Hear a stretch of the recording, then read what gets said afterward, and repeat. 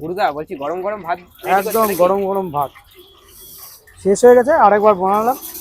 আচ্ছা, একদম পুরো পুরো ধোয়া উঠছে তো? একদম ধোঁয়া উঠছে। আবার গরম গরম পাঁপড় ভাজবো, আলু ভাজা শেষ হয়ে এসছে, আচ্ছা, পাঁপড় ভাজবো।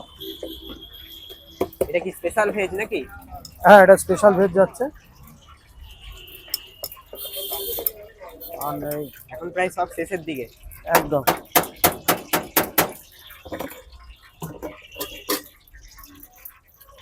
তেলটা গরম হোক, পাঁপড় ভাজবো। আর ডাল দিচ্ছি, একদম ডাল দেখো, একদম ঘন ডাল একেবারে।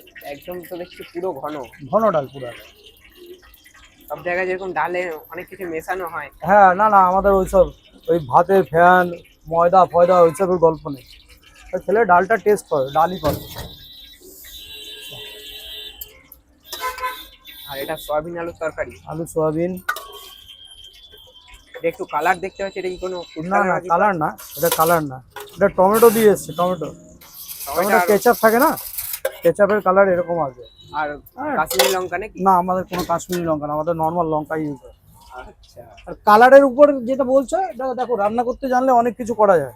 ঠিক আছে, এই কালারটা দারুণ কালার আসবে যখন চিনিতে একটু তেল যখন গরম হয় তখন হ্যাঁ চিনি হ্যাঁ। দিতে হয়। চিনি দিলে যে কালারটা আসবে, এই কালারটা আসবে। আর যদি ফুড কালার থাকে, আরো লাল হবে, আরো লাল হবে, টক টক করবে লাল, মানে একদম একদম আলতার মতো। একদম আলতার মতন রং হবে।